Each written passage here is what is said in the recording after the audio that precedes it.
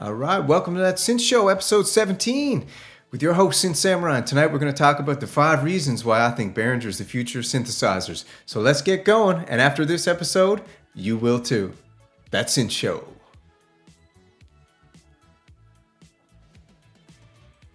All right, let's get going. So I think we can all agree that Behringer is making its way through the industry. It causes people to freak out. It causes people to love it. It creates a lot of online discussion, and it creates a lot of hate and a lot of love, and people are very passionate about the industry. So, we're passionate too. So first things first, affordability. We can agree on that. You're not going to say that Behringer isn't the cheapest company out there, because all the haters say it's cheap. And that's kind of a compliment, because what I think Behringer's going for is it's going for cheap. It wants to make it affordable. So Behringer synthesizers, if you're a guy, you don't have to sell your car to go get a Moog 1. You don't have to remortgage your house to go get a classic Model D, 25 grand or whatever that thing costs. You can jump on Sweetwater and say, hey, I need a synthesizer. What am I looking for? $200, $100, $300. Look at this. Let's go through it. Poly D, Mini Moog clone. Is it good? I don't know. Mini Moog. Is it good? I think it's good. I got the mono poly and it sounds amazing. So we can all agree these prices are for everybody. The professional, the enthusiast, all that. So we can agree on that. It allows everybody from the spectrum to get in the game. So affordability, we agree. You agree. I know you agree. Many products. Now, just going through that, Behringer got so many products coming out that we can't even count them, because every day they're coming with something new, and maybe they don't come out. But one thing Behringer does well is they know how to create a stir and a talk, and they know how to hit the online community with something that gets them excited. Both their fans excited in a positive way, and their detractors excited in a negative way. So, Behringer comes with it all. Look at the products they got going. Look at these things. They got the Deep Bind, TD3. These are all products that they have out now that you can purchase. 2600. They got 3 2600s. They got the Moog clones going. They've cloned a lot of Moogs. They're probably hating, right? They got a sequential Dave Smith clone with the Pro 800, which I'll talk about later. If you stick around, I'll show you why Behringer is the best company in the industry right now at the end of this video. So we can all agree on that. Many products. I think they probably have the most products.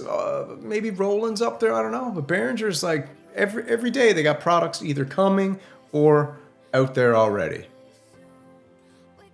Classic replicas. One thing Behringer does great is they take classical synthesizers that a lot of people played back in the day and they don't have anymore. They sold them, got rid of them, they broke, they couldn't maintain them. And they go back and they ask their people, what are you looking for? And they do their best to put it out. So let's jump back here for a sec. These are classics. Model D is a classic. The 2600's a classic. The Cat's a classic. The TD3s are classics. We got, what do we got on page 2? We got the Swing, which everyone hated because it was a complete ripoff, but it's still something, So they got lots of products that are classics and the replicas. So that's one reason why 100% I think that Behringer is blowing away the competition. Korg got the Op 6, was a DX7 clone, amazing. So there we go, classics. Features and functions. Behringer puts out synths that got tons of modulation capabilities. They're all a lot of them are knob to function right on top like the mono poly. If we jump over here and look real quick, we got the mono poly right here. Look at this thing. Knob per function, everything right on the hood. The mono poly, Korg classic.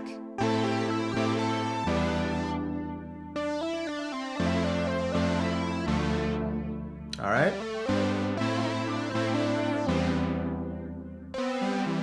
Beautiful. So if you're into classic synths, that's a Korg mono poly. Now it's a Behringer mono poly. I got it right here. If you want to take a quick look right here, I got the mono poly right here. It's awesome. I love it. It's one of the coolest things I ever bought my whole entire life, and it looks awesome. So, You know, no one's going to say that. So they're hitting affordability. That monopoly, how much is it? Take a guess. $499. You know, that's what I got it for. $499. That's nothing, right? So, and it's a classic replica. It's one of many products they got, and it's super affordable, and it's got tons of features and functions. So the last one, community. So nobody got a community like Behringer community. Actually, there's probably one company that's like Behringer, Synthstrom Deluge, New Zealand company, I think.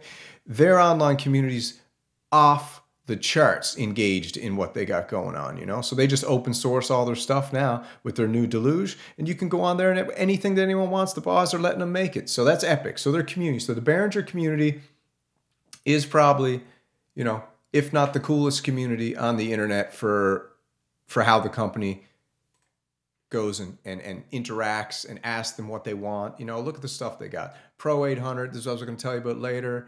You know, many questions. You just constantly posting stuff. So as a company, they're constantly engaging their fans, which constantly makes them emotionally attached to the company and the products, while also enraging, kind of WWE style. You know, it's like a heel and a face. You got the indifference is the worst form of anything. So if people love you and hate you, you got the best of both worlds because you got twice the amount of interaction, right?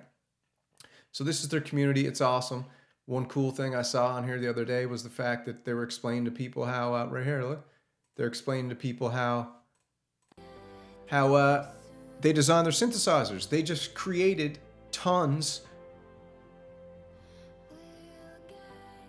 of simple ways to put things in boxes. They could run it through like an assembly line, like the monopoly, poly D, the what is it, the SH1 they're coming out with, or SH02.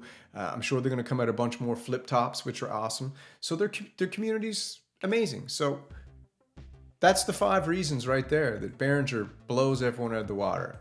You can agree or disagree on everything else, but all 5 of those topics, you can't disagree that Behringer blows everyone away with that. Korg comes a close second. They're ramping it up now too. They got those 2 beautiful little synthesizers, 3 beautiful synthesizers that they got in that form factor, Op6, Wave State, Mod Wave. So they're going to be able to put more stuff in there. Guess what they're going to come out with? I don't know. But I got a sneaky feeling that Behringer's going to quite soon meld the digital and the analog together, kind of like what Arturia is doing. They're going to take analog filters, digital oscillators, you know, and then guess what? If Behringer goes full digital, do they have the capability? If they hook onto a Raspberry Pi platform like Korg did, or another platform like that, they can start recreating tons of epic synthesizers. And now that Moog has left the stable and moved on to finer pastures, you know, maybe Behringer is going to be a little more, you know, who cares? Let's just put out exactly what they're putting out. I don't know. But again, hate is hate. It is what it is. You know, I think we can all agree that Behringer's on its way. The future is bright. Korg's future is bright. Arturia's future is bright. I like the fact that Korg and Arturia are still kind of, you know, swimming with the sharks, even though Behringer's owned. We'll see what happens, but that's the 5 reasons right there. All right.